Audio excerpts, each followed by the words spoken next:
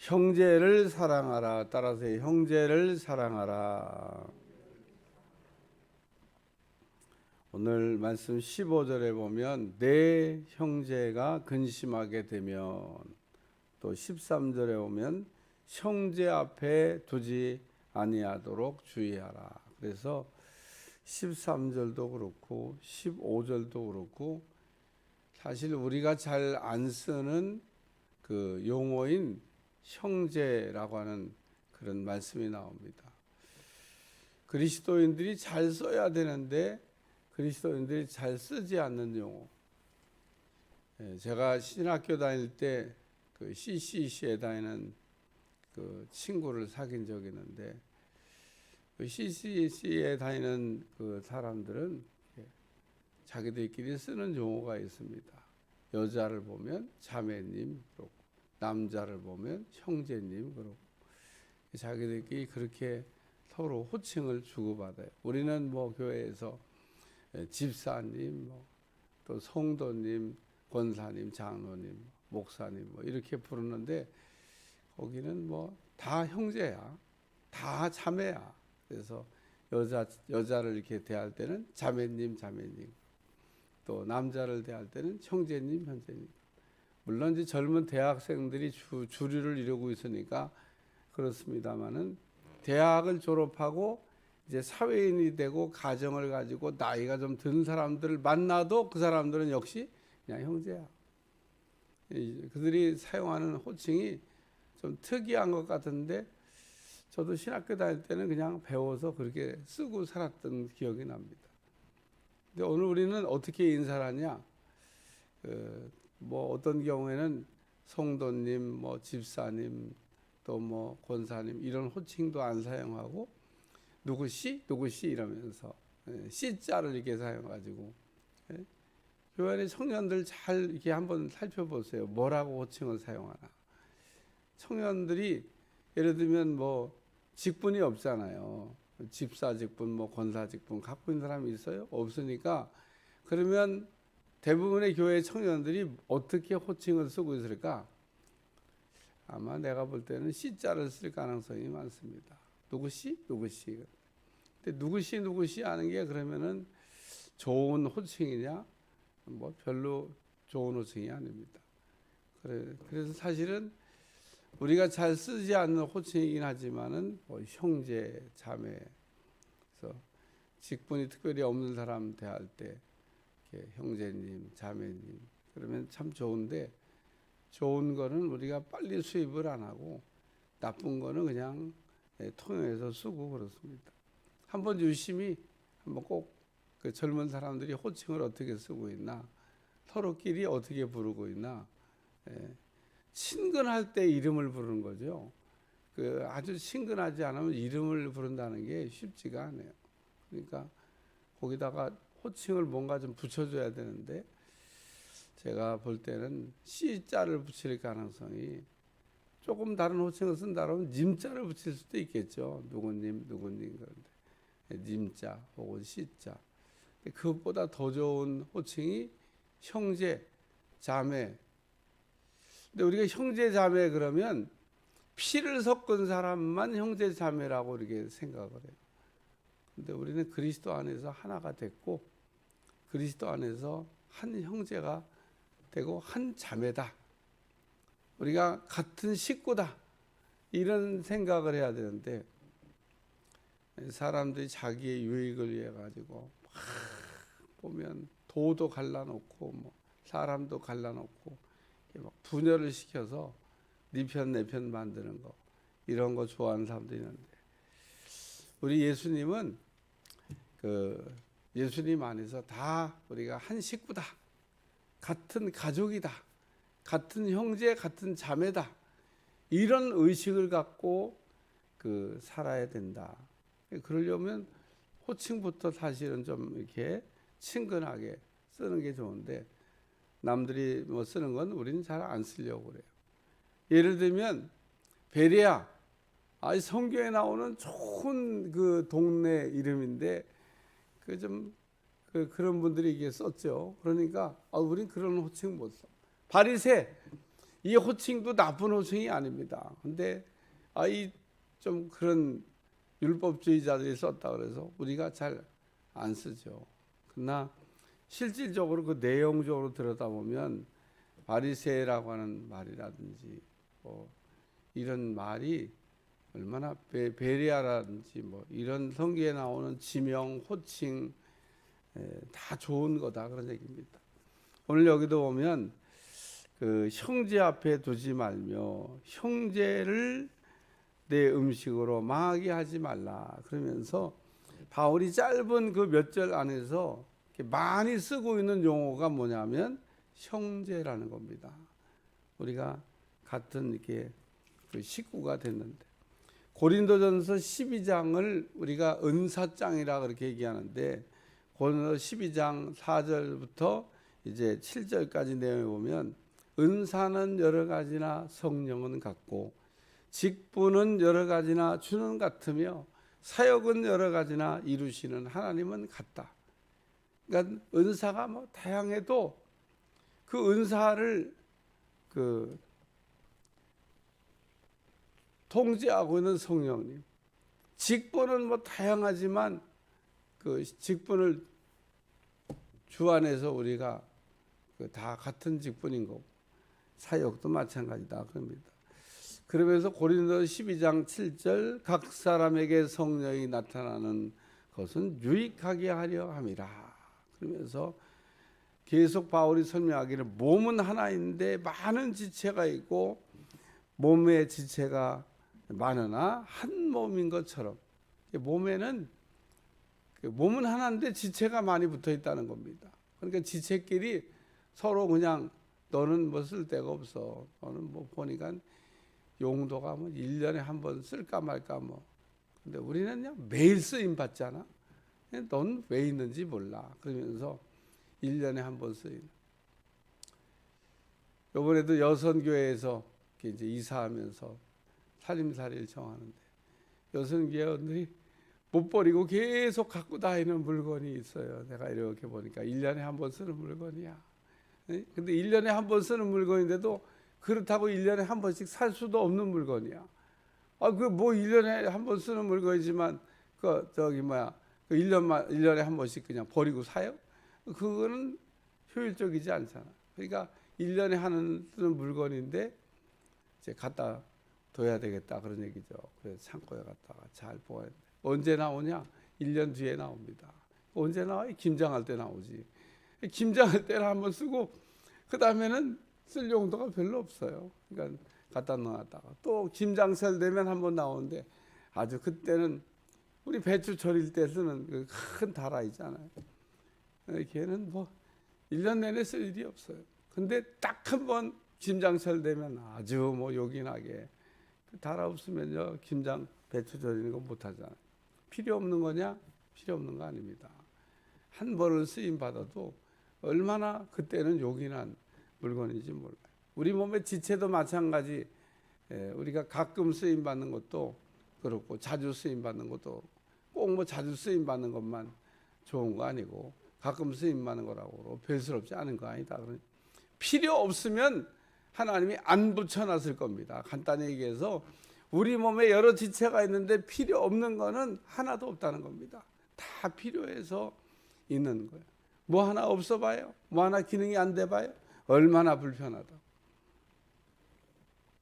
그래서 오늘 로마서 14장 13절 그런즉 우리가 다시 서로 비판하지 말고 여기 비판이란 말씀이 나오는데 이 비판이란 말을 제가 검색기로 찾아보니까 성경에 그렇게 많이 나오지 않는데 놀라운 사실은 로마서 14장에 그냥 뭐 집중되어 있는 것처럼 그 5번이나 그 비판이란 말이 등장하고 있습니다.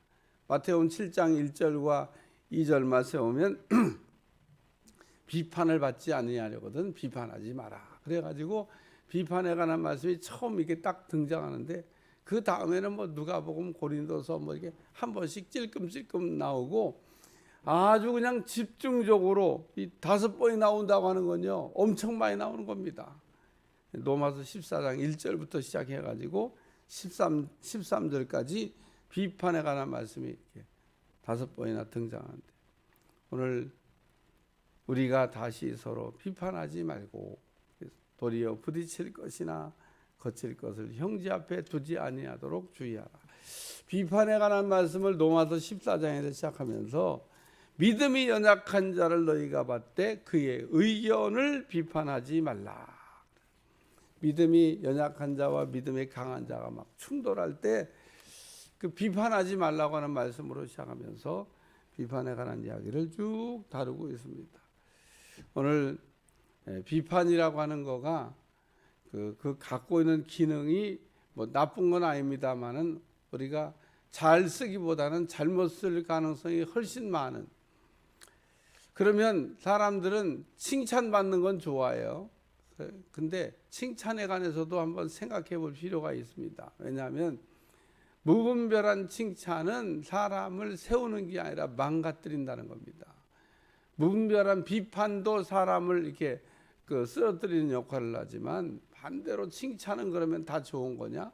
칭찬도 역시 마찬가지로 비판과 같은 기능을 갖고 있다는 겁니다.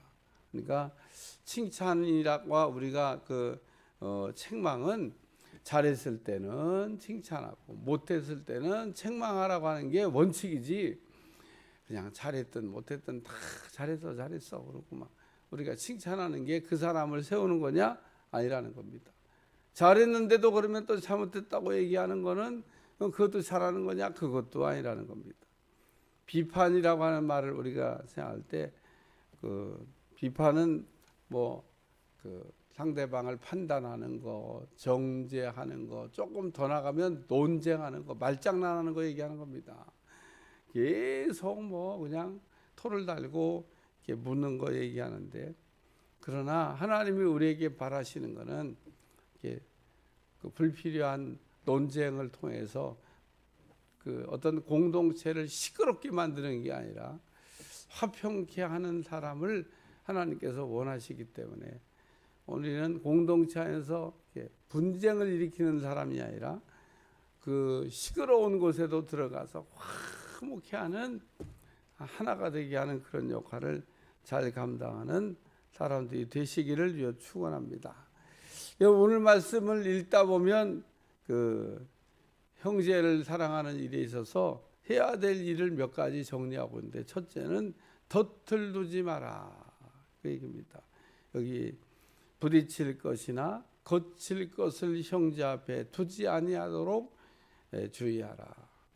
덫이 뭐냐면요, 짐승 잡을 때 쓰는 물건을 덫이라고 그래요. 또 짐승 잡을 때 쓰는 물건을 올무라고 그래요. 걸리면은요 못 빠져나갑니다. 그런 걸 덫이라고 그래요. 짐승을 잡을 때 우리가 덫을 탁 놓고 잡히기를 기다리죠. 올무를 탁 놓고 잡히기를 기다립니다. 근데 덫이나 올무에 딱 걸리면 못 빠져나가. 그러니까 이 부딪힐 것이나 거칠 것이라고 하는 얘기는 형제를 쓰러뜨리기 위한 덫 혹은 올무와 같은 것이기 때문에 형제 앞에 두지 아니하도록 조심하라. 그런즉 우리가 다시는 서로 비판하지 말고 도리어 부딪힐 것이나 거칠 것을 형제 앞에 두지 말라. 그러니까 형제를 쓰러뜨리는 역할을 하는 그런 덫과 같은 거, 올무와 같은 거, 그런 거를 앞에다가 두지 말아라. 실족시키지 말아라, 그런 얘기입니다. 우리가 실족을 안 시키려고 그래도 실족하는 일이 발생되기 때문에 예수님께서 실족하는 거 죄가 없다고 말할 수 없다는 겁니다. 우리가 어떤 때 보면 교회 안에서 성도들끼리 신앙생활하다가 신앙생활을 쉬고 있는 분들이 있어요. 왜 쉬고 있나? 왜 교회 안 나오나? 실족한 거예요. 누군가가 실족을 시켜서 자기는 생각 없이 그냥 한마디 툭툭 이렇게 했는데, 한마디 툭툭한 아마 그렇게 얘기할 거예요. 나는 그냥 한마디 한 건데 그게 그렇게 상처가 되고 그게 그렇게 올무가 되고 그게 그렇게 덫이 돼서 쓰러졌어? 그렇게 얘기할지 모르죠. 제가 이런 덫이나 올무에 관한 이야기할 때 늘 하는 말이 있습니다. 우물 안에 깨구리가 살고 있었는데 어린아이들이 이렇게 돌멩이를 이렇게 던집니다. 근데 우물 안에 있는 깨구리는 피할 공간도 별로 없어요. 돌이 위에서 날라 내려오는데 그거 한 방 맞으면은 그냥 인생 끝나는 겁니다. 그러니까 얼마나 그 깨구리가 살기 위해서 이리 피하고 저리 피하고, 아이들은 장난으로 던지는 돌덩어리인데 깨구리는 맞으면 그냥 한순간에 인생 끝납니다. 그 마찬가지로 오늘 우리가 이렇게 하고 있는 여러 가지 일들 중에서 실족시키는 일이 아닌 거라고 생각했던 일로 인해서 할 때가 많다. 그래서 오늘 우리는 여기 서로 비판하지 말고 도리어 부딪힐 것이나 거칠 것을 형제 앞에 두지 아니하도록 주의하라. 두 번째 말씀은 알고 말을 하라, 그런 얘기입니다. 여기 내가 주 예수 안에서 알고 확신하노니 무엇인지 스스로 속된 것이 없어되 다만 속되게 여기는 그 사람에게는 속되니라. 하나님이 우리에게 주신 모든 음식은 더러운 게 없다, 그런 얘기입니다. 유대인들은 음식 가운데 부정한 것 혹은 또 깨끗한 것에 대한 구별을 두면서 먹는 것에 대한 굉장한 신중함을 이렇게 뒀는데, 그래서 손 안 씻고 먹으면 부정하다고 그랬어요. 손을 어떻게 안 씻고 음식을 먹냐, 손을 씻고 먹어야지. 손 씻고 먹는 게 나쁘다고 말할 수는 없고요, 깨끗하게 하는 게 나쁘다고 말할 수는 없는데, 우리 주님이 그때 하셨던 유명한 말씀이 있습니다. 더러운 게 음식이 아니라 너희 속에서 나오는 게 더 더럽다. 그래서 마음을 청결하게 해야 된다, 이런 이야기도 하셨는데, 내가 주 예수 안에서 알고 확신하노니, 우리가 어떤 거에 대해서 알려면 확실히 알아야 된다, 그런 얘기입니다. 그냥 어설프게 알면 그냥 모르는 것만도 못해요. 참 우리가 어떤 거에 대해서 그러므로 알려면 확실하게 알도록, 완벽하게 알도록. 우리가 뭘 확실하게 알아야 되냐? 말씀을 확실하게 완벽하게 알아야 되는 겁니다. 성경을 읽는 목적도 뭐냐?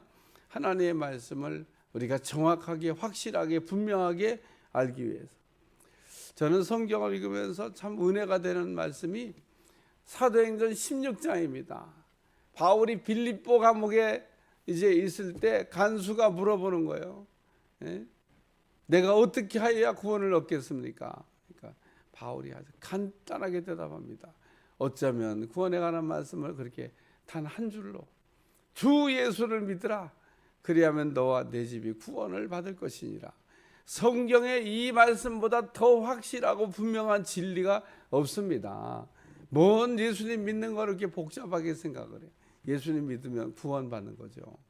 주 예수를 믿으라, 그리하면 너와 내 집이 구원을 받을 것이니라. 우리가 수많은 말씀에서 자유를 얻는 게 아닙니다.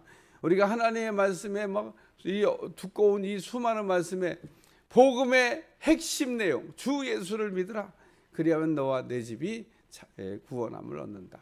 그래서 예수님을 믿음으로 자유를 얻게 되는 은혜가 임하게 될 줄로 믿습니다. 진리 가운데 가장 확실한 진리입니다. 예수님은 자신에 대해 설명하면서 내가 곧 길이요 진리요 생명이니 나로 말미암지 않고는 아버지께로 올 자가 없느니라. 하나님 아버지를 만나려면, 하나님 아버지에 가려면, 우리가 천국에 들어가려면, 천국을 누리려면 우리가 예수님을 통해서만 가능하다라는 얘기를 말씀하고 있습니다. 진리가 복잡하지 않아요. 내가 주 예수 안에서 알고라는 말씀을 하면서 내가 지금 확실히 아는 걸 얘기하는데, 무엇인지 속된 것이 없고 다만 속되게 여기는 그 사람에게는 속되다. 먹을 수 있느니 먹을 수 없느니 이런 얘기 하지 말라, 그런 얘기입니다.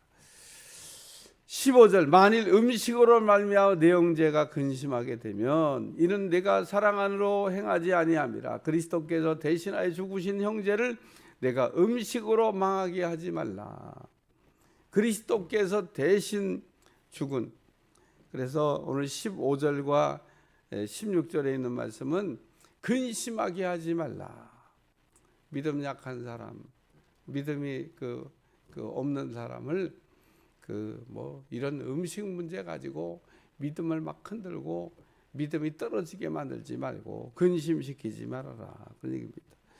만약에 내 형제가 예수님이 십자가에 피를 흘리고 값비싸게 얻은 형제가 이 일로 인해서 넘어지게 되고 실족하게 되고 망하게 된다 그러면 그거는 주님의 뜻이 아니다. 그런 얘기입니다. 그러므로 오늘 이 말씀 가운데서 우리에게 주는 것은 근심하게 하지 말라. 이 형제를 근심시키지 말고 형제의 마음을 편안하게 기쁨과 은혜를 주는 사람들이 되라고 하는 말씀입니다. 이웃사랑에 관한 적용에 관한 말씀인데 오늘도 우리가 이웃을 대할 때 형제처럼 대하고 다 우리가 같은 식구다 그렇게 생각하면 얼마나 우리가 끈끈한 사랑으로 우리가 대할 수 있는지 모릅니다. 교회 안에서 부르시는 모든 성도들이 형제라는 생각을 안 해요. 같은 식구라는 생각을 안 합니다. 집으로 돌아가서 내 식구는 그냥 얼마나 애틋하게 챙기고 따뜻하게 말하고 그냥 뭐 하나도 나눠 먹자고 그러고 이렇게 먹을 때 생각도 나는데 교회 안에 성도들끼리는 남남 같아요. 남남 아닙니다. 하나님이 예수님 안에서 우리끼리 이렇게 만나게 해주셨는데 우리 모든 사람들이 다 필요한 그래서 같이 다 우리가 한 식구로 천국 가는 날까지 승리해야 될 줄로 믿습니다. 기도하겠습니다. 하나님, 우리가 예수님 안에서 다 하나 된 형제임을 깨닫게 도와주시고 우리가 가족적인 그런 분위기 속에서 우리가 다 한 식구라는 의식 속에서 서로 애틋하게 챙기고 사랑할 수 있는 마음이 넘쳐나도록 축복해 주옵소서. 예수님의 이름으로 기도합나이다.